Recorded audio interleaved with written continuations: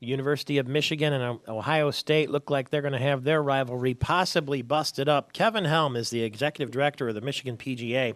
Want to bring him in, and because he is a very big Ohio State Buckeye fan, even though he lives here in the state of Michigan at PGA headquarters at Eagle Eye Golf Club, where they're having the PGA Championship of Michigan starting today through Wednesday. Good morning.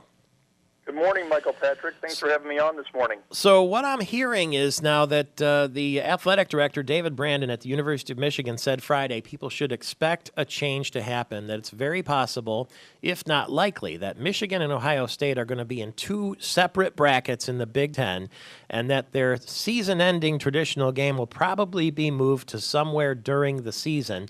And the reason they want to do that is they're fearful that Michigan-Ohio State would have to play 2 times in 2 weeks if they leave it at the end, because they both might make the championship game very often. What do you think of that?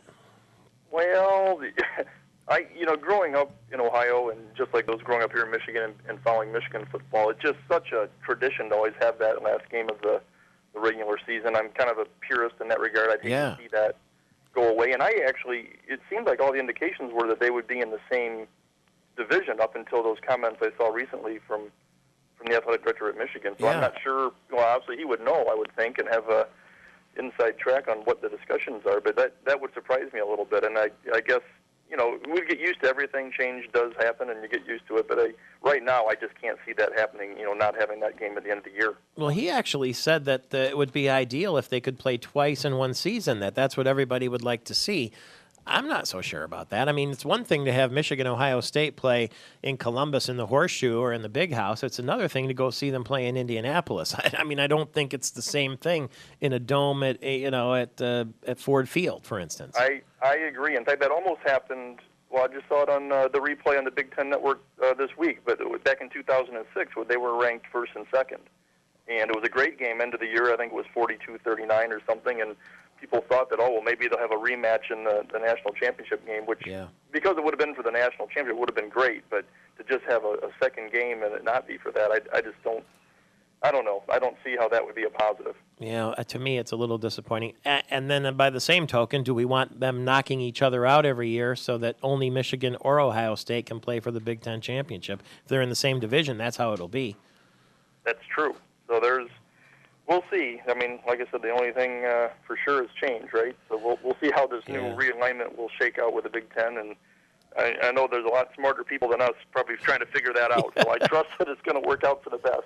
I finished DFL dead last in the Walnut Hills Club Championship this weekend. I was 15 shots worse than the worst player in the tournament, and so it's undisputed, the worst. And it was very depressing. It was a tough weekend because I didn't get any better the second day from the first. And if I had shot my handicap twice, I would have won my flight. I didn't even come close, which means clearly I'm a choker and I cannot handle the pressure. In day one, the pressure was too high. In day two, there was nothing left to play for. So you've got the whole state of Michigan coming, though, to Eagle Eye now for the Michigan PGA Championship the next 3 days. How many professionals will come from around the state? Well, we started with 164, but then due to injuries and different, work conflicts, I think we're going to be at about 159 right now, teeing off today on both Eagle Eye and Hawk Hollow. We'll have half of them on this side of the road and half on the other side, and they'll switch places tomorrow and play the other course. And after everybody then completes play on, with one round on each course by the end of tomorrow, we'll cut to the low 70 in ties, and they'll play on Eagle Eye on Wednesday. And the winner, or is it the top 10, get to go on and play in the National Club Professional Championship?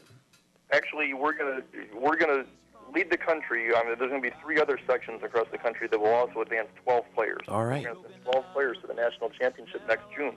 Okay, anybody can go and watch at Eagle Eye and Hawk Hollow the next 3 days. The best golf professionals in the state of Michigan will be shooting it out for the Michigan PGA Championship. Eagle Eye has that island green, so you can have a picnic there, set up and watch and enjoy yourself. Television viewers, thank you for being with us this morning.